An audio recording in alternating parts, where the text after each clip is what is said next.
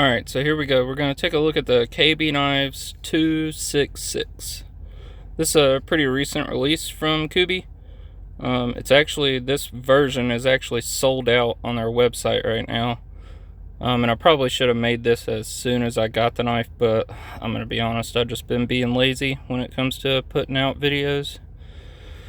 If you can relate, maybe leave a comment down below. But I really think this is a really good looking knife. It has a couple of issues which we'll talk about, but the looks aren't one of them. The ergos are not one of them. It's contoured.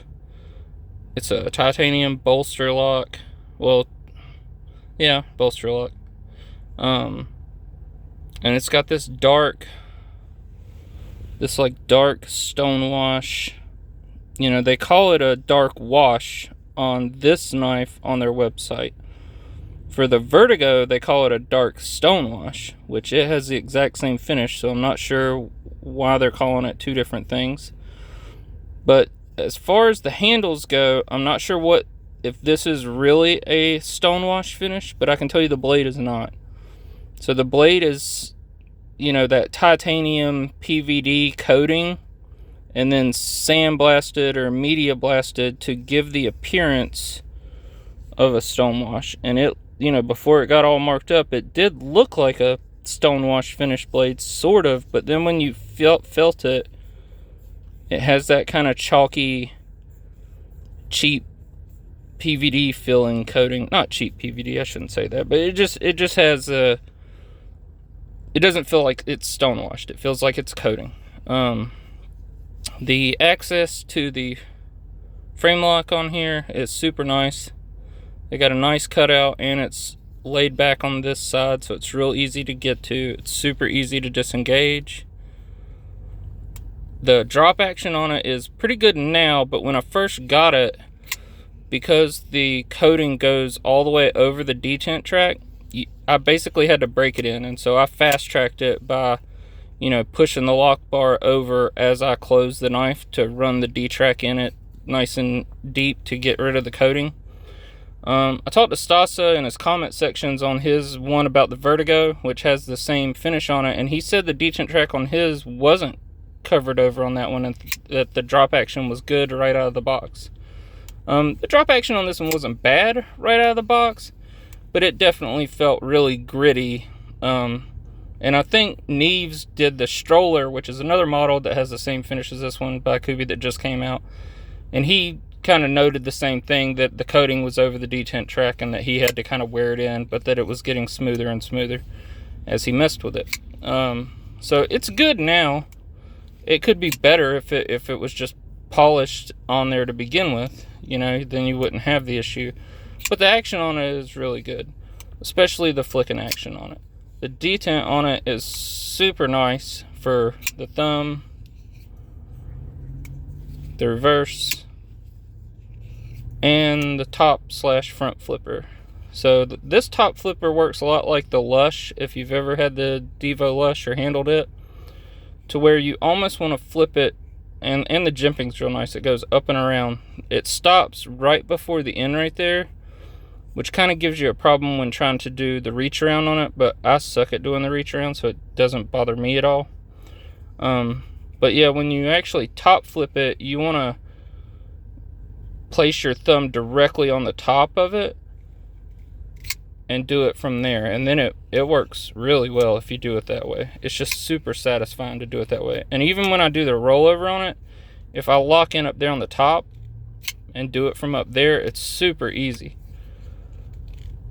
And it's that nice jimping that doesn't tear up your finger, but it's still like super grippy, but it doesn't tear up your finger. Now you can flip it from the front, but you can't slow roll it because you're going to run out of, it hits the edge right there, so you can't keep going around. I mean, I guess you can if you really try to, but it's definitely not satisfying to do the slow roll with it. So you can do it from the front, but you kind of have to pop it, you know what I mean? You're not gonna roll it, you're gonna have to pop it.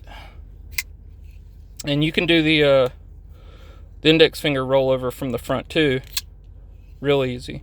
Works really well, doing it either way, from the top or from the front, the natural way, you know. And like I said, the reverse flick, because of the detent, I can do the, you know, pushing it off with my nail. I'm not having to do the meat finger push off. I can actually do it with my nail, and it's super satisfying. And like I said, now the drop is, you know, satisfying now, but I mean, it ain't dropping closed on its own. But it has gotten way smoother than when I first bought it. This damtanium carbon fiber looks freaking amazing. And they did a really good job on it. You can feel a little bit of a transition on it, on both sides, but it's very, very minimal, and it's done very well in my opinion. The knife is contoured because of those, or they contoured, you know, the carbon fiber part of it.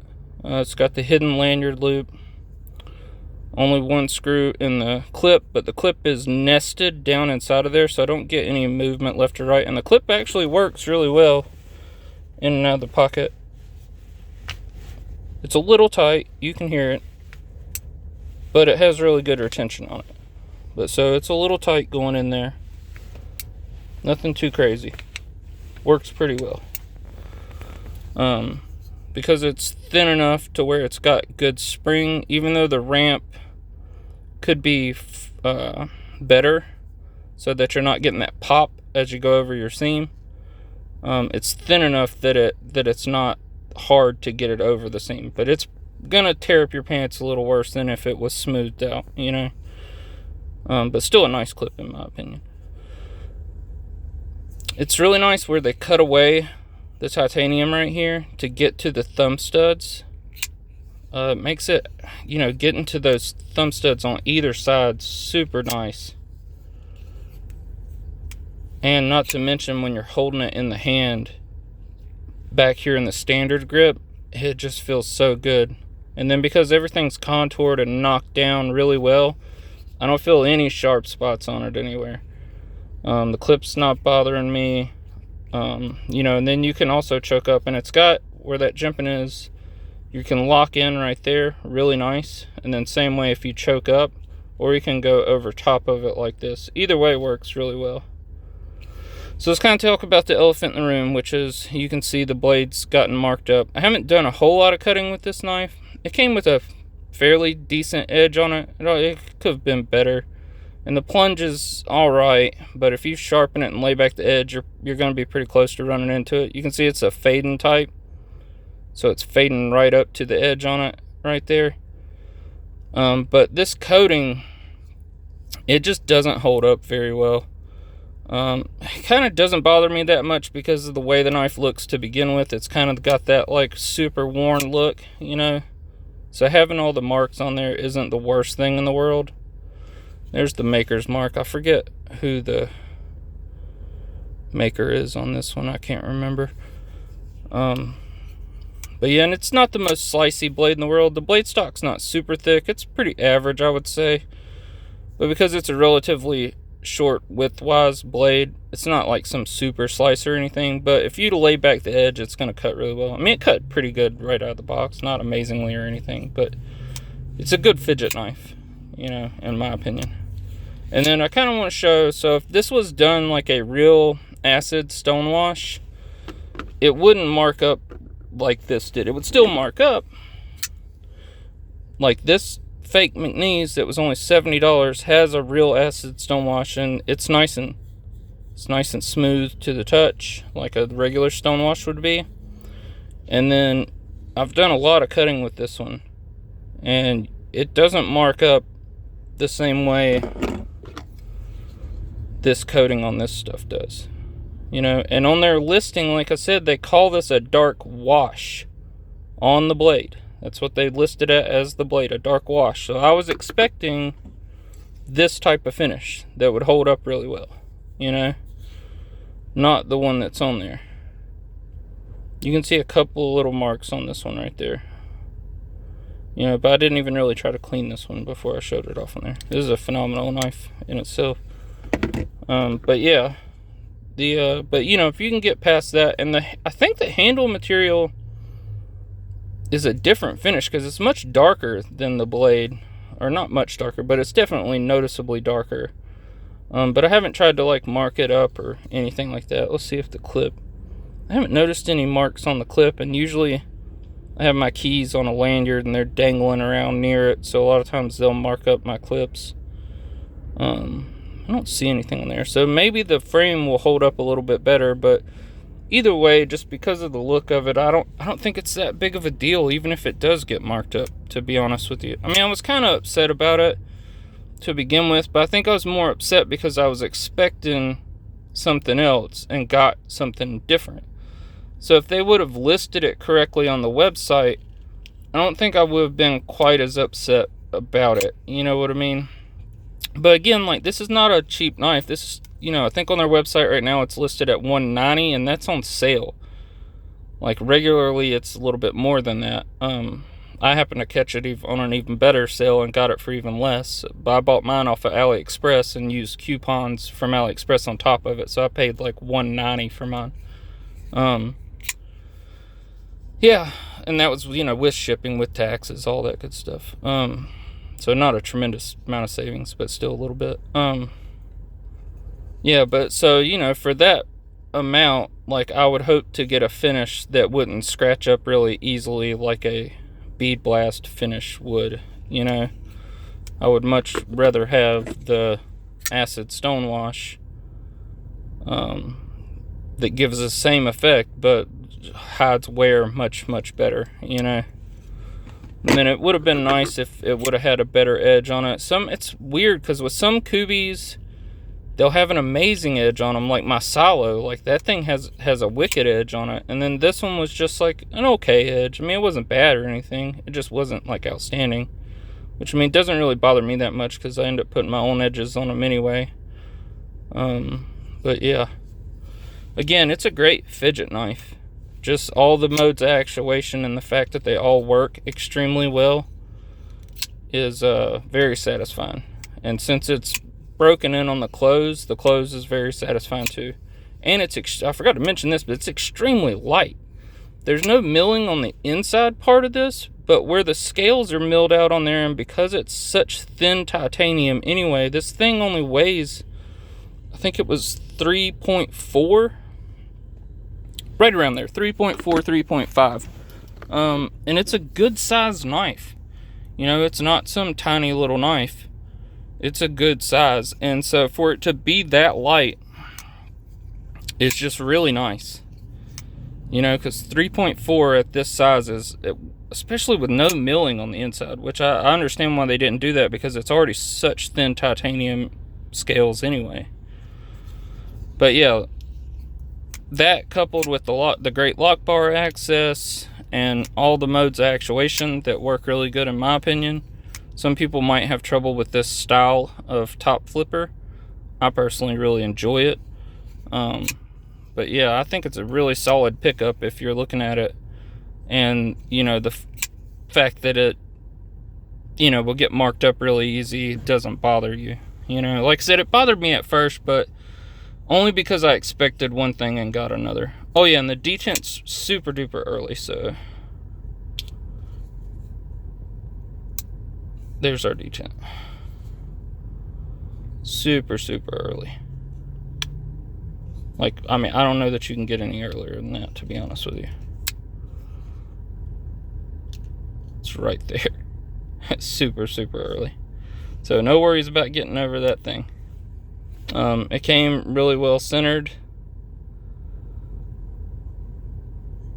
And it's just super nice in the hand.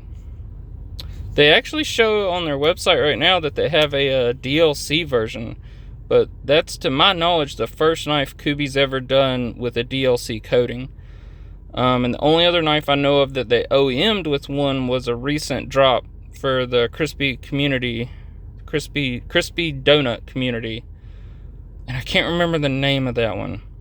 But their version, not the Blade Bench exclusive version, but their version for their website supposedly had a DLC finished blade and handle. And then this version on their website has the DLC, but it's right now it's $350. It was on sale for damn near the same price as these, I want to say, or maybe like $10 more, and then they just changed the price on it today, I believe. So it'll probably go back down in price, I would imagine, but I want to wait and see a review about that to see if it's a real DLC or if we're going to have another like Best Tech situation where they're calling it DLC and it's actually PVD. Yeah, we'll just have to wait and see on that one. That carbon fiber looks so good. I love this color combination mixed with this dark bead blast. You know, we'll keep wanting to call it a dark stonewash, but you know. But yeah, it just is a really solid look in my opinion. But alright, I just wanted to try to put something up here real quick. Sorry it was so long-winded. Like I said, I think if you got one of these coming, or if you already have one, you should be really happy with it. You know, it's an expensive knife, and right now there's so many knives out there in this price range that it's getting really hard to pick and choose like what you want to spend your money on. Because it's like as soon as I buy something, within like a day or two, I literally see another knife that's around the same price that I'm like, damn, I should have waited and got that. Within literally 2 days after that, the same fucking thing happens again. So it's like no matter what you buy, you're going to run into that situation. There's just so many knives getting pumped out right now. But yeah, let me know down in the comments if you picked one of these up and what you think about it. I hope everyone's having a good day. Take it easy.